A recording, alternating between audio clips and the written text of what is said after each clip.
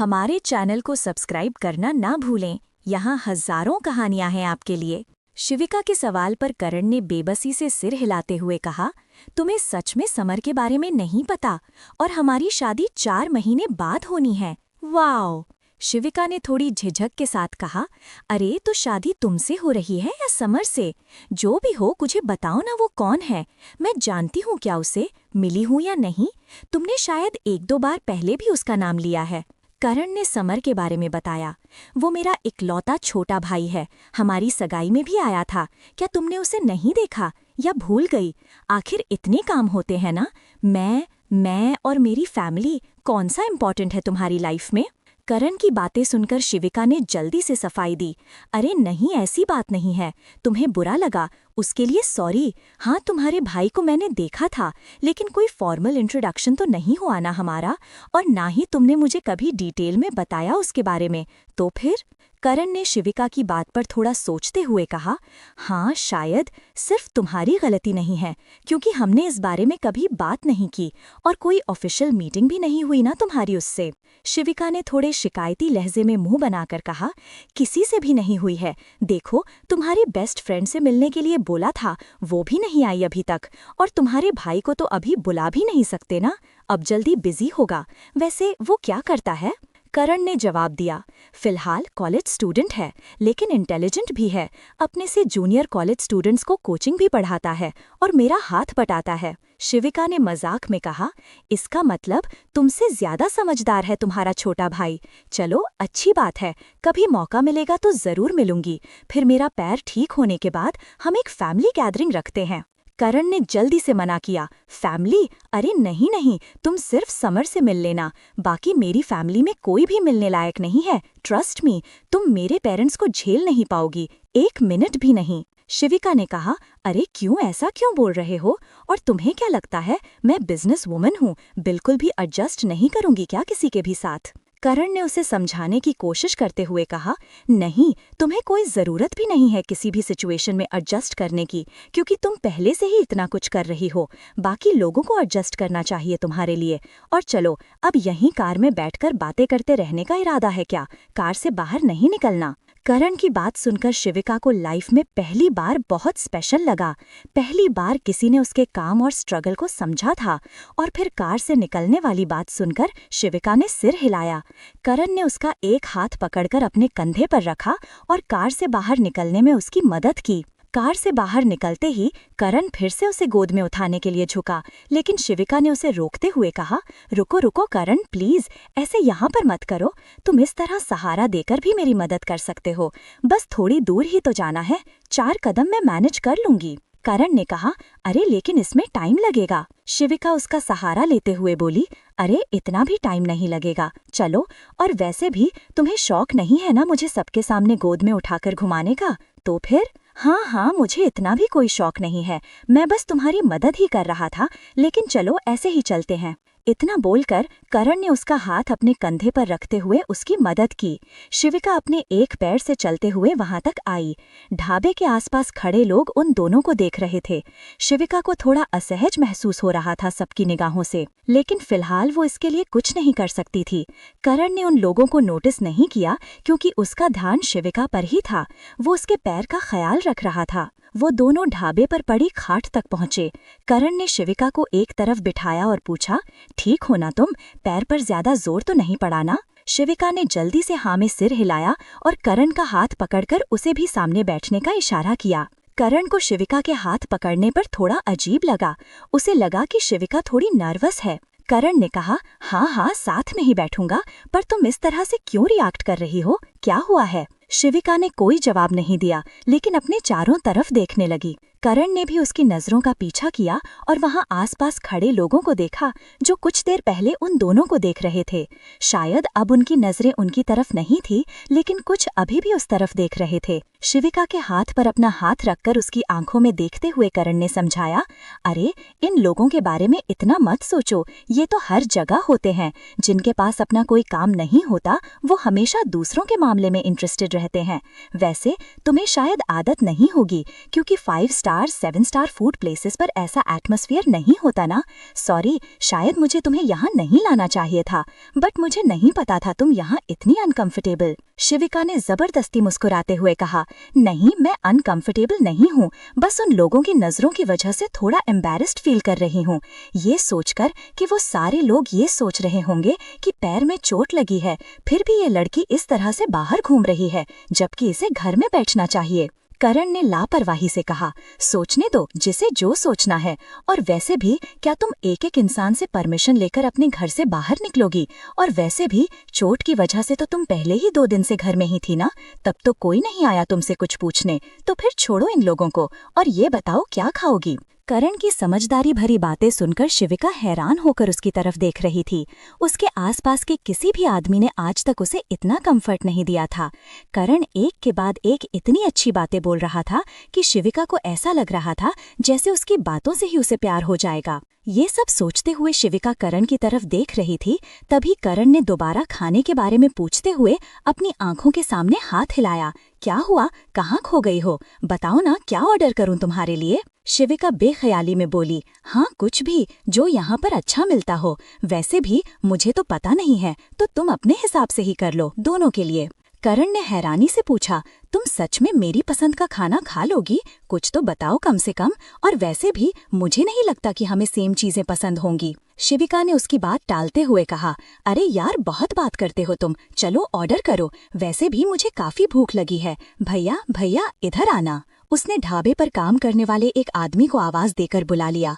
वो आदमी आया और बोला, हाँ मैडम बताइए क्या लाना है? शिविका ने सामने बैठे करण की तरफ इशारा करते हुए कहा, मुझे नहीं पता, सर से पूछो, ये जो भी ऑर्डर दे वो सब कुछ ले आना, लेकिन प्लीज थोड़ा जल्दी करना, मुझे काफी भूख लगी है। वहाँ काम करने वाले आदमी ने कहा, हाँ बस 5 मिनट में ही आ जाएगा, ज्यादा से ज्यादा 10 मिनट। बताइए साहब क्या लाना है?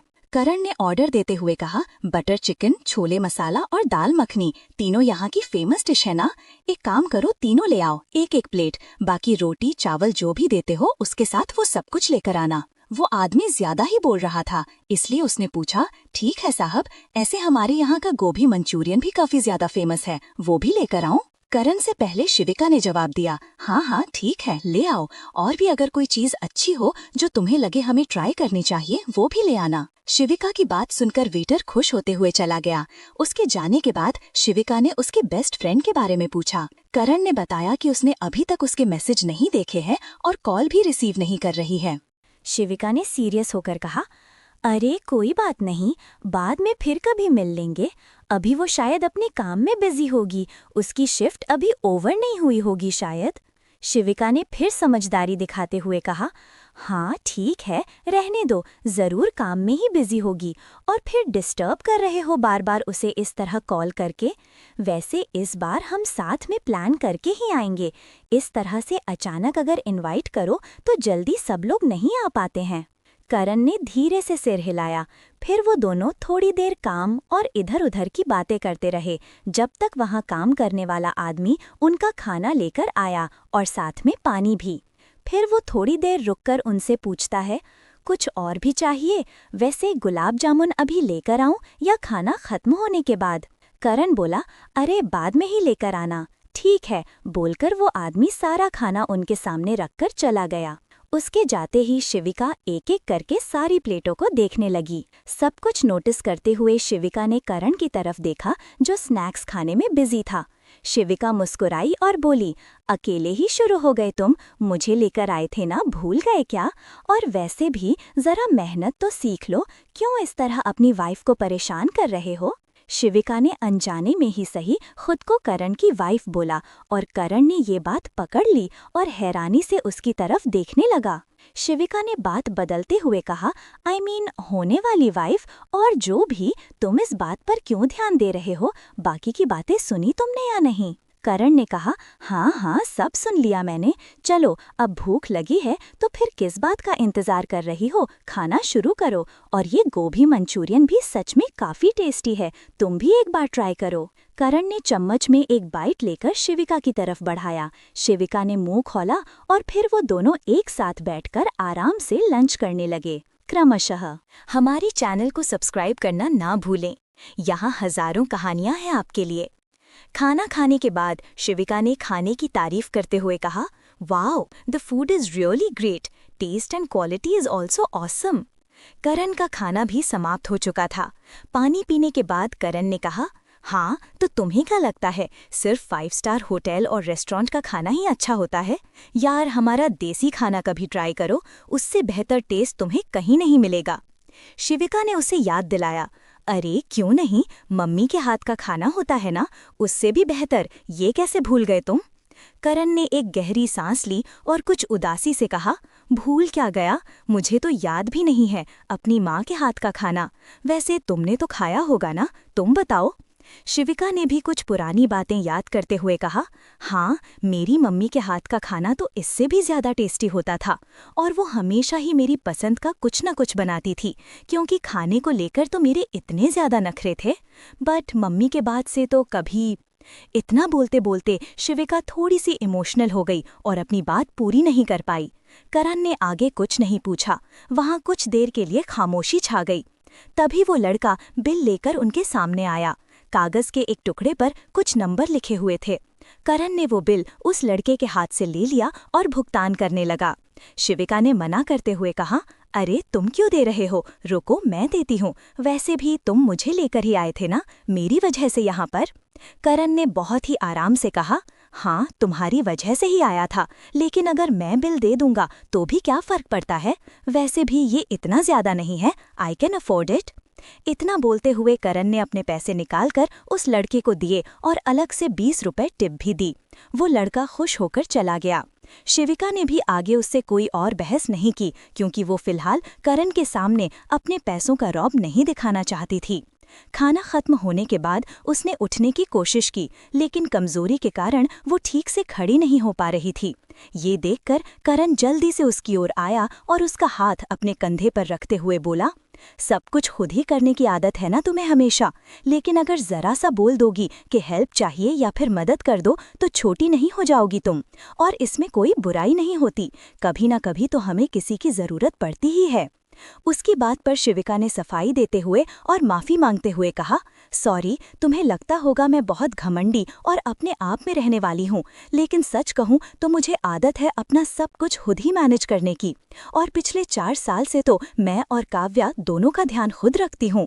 वैसे काव्या से याद आया, कहीं वो जाग ना गई हो, पता है जागते ही वो सबसे पहले मेरे बारे में ही पूछती है, और उसकी वजह से ही मैं ऑफिस में पूरे टाइम नहीं रुक पाती। करण ने उसकी बात सुनते हुए कहा, तुमसे ही इतनी ज्यादा अटैच है, बाकी घर में तुम्हारे और कोई होता भी तो नहीं, इसलिए तुम ही तो ढूंढेगी वो। और रही बात आदतों की, 2 आदतें बदली जा सकती हैं, जैसे कि तुम्हारी न जाने कितनी आदतें बदली होंगी काव्या के तुम्हारी लाइफ में आने के बाद से। करण की ये बात सुनकर शिविका का दिल तेजी से धड़का। उसने नजर उठाकर करण की तरफ देखा, जो उसका हाथ थामकर उसे कार तक ले जा रहा था। उसके बाद वे दोनों कार में बैठे। करण घर वापस चलने के लिए बोला तो शिविका ने कहा, अभी मेरा वापस घर जाने का मन नहीं है, चलो कहीं और चलते हैं, बस कुछ देर के लिए, और 1 मिनट मैं फ़ोन करके काव्या के बारे में भी पूछ लेती हूँ।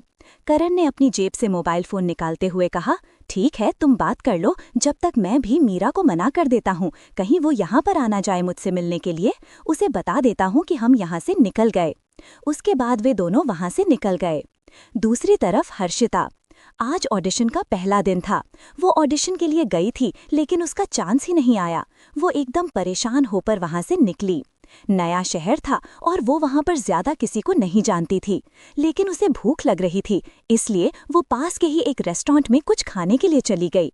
वो इस वक्त बिल्कुल अकेली थी, क्योंकि वो अपने शहर से यहाँ आई थी, इसलिए यहाँ उसका कोई दोस्त नहीं था।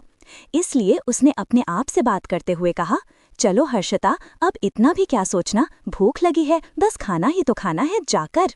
इतना बोलते हुए वो रेस्टोरेंट के अंदर आई, लेकिन ये कोई डेटेड और 5 स्टार रेस्टोरेंट नहीं था, इसलिए वहाँ अलग अलग तरह के लोग अपनी अपनी टेबल पर बैठे हुए थे।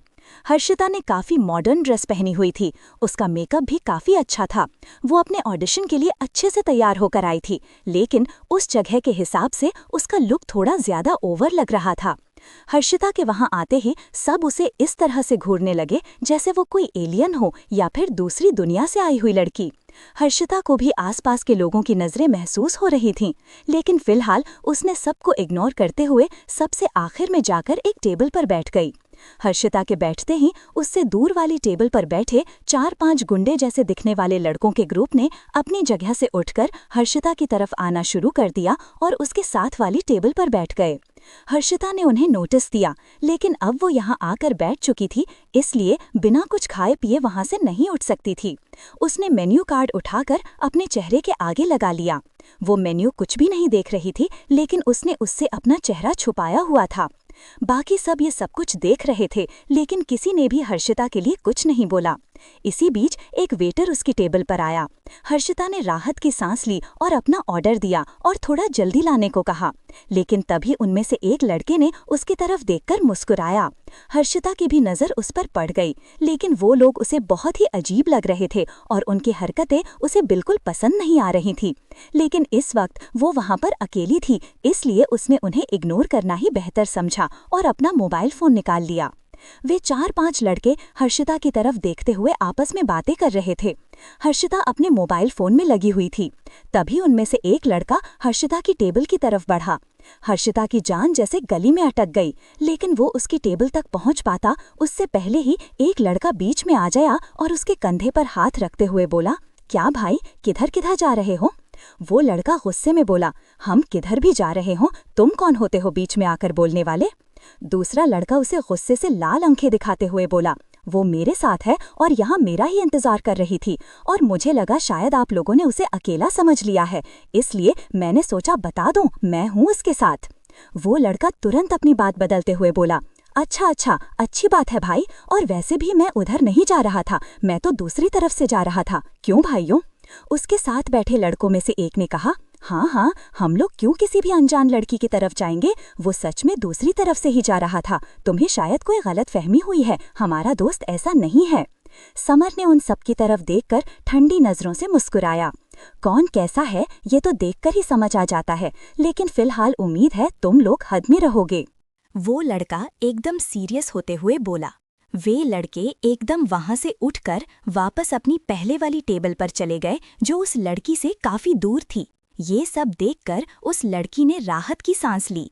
उसने उस लड़के की बातें भी सुनी थीं, लेकिन फिलहाल उस लड़के की पीठ लड़की की तरफ थी, तो लड़की को दिखाई नहीं दिया कि वो कौन है। लेकिन जो कोई भी था, हर्षिता ने मन ही मन ऊपर वाले का शुक्रिया अदा किया, क्योंकि इस वक्त वो लड़का एक फरिश्ते की तरह आया और उसकी मदद की। Hey mister, you saved me, thank you so much, Harshita ने उसे पीछे से आवाज लगाते हुए कहा। हर्षिता की आवाज सुनकर वो लड़का पीछे मुड़ा। हर्षिता ने देखा कि वो दिखने में लगभग उसी उम्र का होगा और उसकी हाइट भी एवरेज से कुछ ज्यादा ही थी।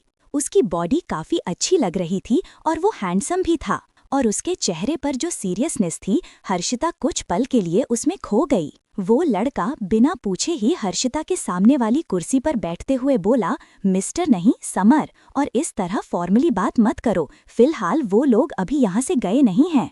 हर्षिता ने भी उसे अपने साथ बैठने से मना नहीं किया। वो भी चाहती थी कि वो उसके साथ बैठे, क्योंकि अभी अभी उस लड़के ने बिना किसी मतलब के उसकी मदद की थी और इस वजह से वो उसकी एहसानमंद थी। हर्षिता ने अपना हाथ आगे बढ़ाते हुए कहा, oh hello Samar, I am Harshita. उसके हाथ बढ़ाने पर समर ने जल्दी से उसका हाथ पकड़ लिया और मेज पर टिकाकर उसकी तरफ देखते हुए बोला, आर यू स्टूपिड और व्हाट? देखो, वो लड़के अभी भी इस तरफ ही देख रहे हैं। तुम इस तरह हाथ मिलाकर इंट्रोडक्शन दोगी तो उन्हें सब समझ आ जाएगा कि हम दोनों साथ हैं, और फिर तुम अकेली ही झेलोगी। क्या चाहती हो? समर की इस बात पर हर्षिता थोड़ी सी शर्मिंदा होते हुए बोली, sorry, I am sorry and thanks also, तुमने मेरी इतनी हेल्प की जबकि तुम मुझे जानते ही नहीं हो, और मुझे अक्ल नहीं है सच में। अच्छा तुम बताओ क्या करना है मुझे? समर ने उसकी बात का जवाब देते हुए कहा, कुछ भी नहीं, बस एकदम नॉर्मल रहो और इस तरह से बर्ताव करो जैसे कि हम दोनों एक दूसरे को पहले से जानते हैं, बस, और कुछ भी नहीं। हर्षिता ने मुस्कुराकर पूछा, ओके समर, तो क्या खाओगे? मैं तुम्हारे लिए कुछ ऑर्डर करूं? आखिर तुमने मेरी मदद की, उसकी मैं तुम्हें एक ट्रीट तो दे ही सकती हूँ। समर ने तुरंत ही मना करते हुए कहा, अरे नहीं, मैं ठीक हूँ, और वैसे भी तुमने अपने लिए कुछ तो ऑर्डर किया ही है ना, मैं उसमें ही खा लेता हूँगा, इससे उन लोगों को शक नहीं होगा। इतना बोलते हुए समर ने हर्षिता के सामने रखी प्लेट में से उसका खाना उठाकर एक बार में खा लिया। हर्षिता को इस बात की उम्मीद नहीं थी, इसलिए उसका मुंह हैरानी से खुला का खुला रह गया। लेकिन फिलहाल समर के साथ बैठकर वो काफी कंफर्टेबल फील कर रही थी और उसके साथ अपना खाना शेयर करने में भी उसे कोई प्रॉब्लम नहीं थी। क्रमशः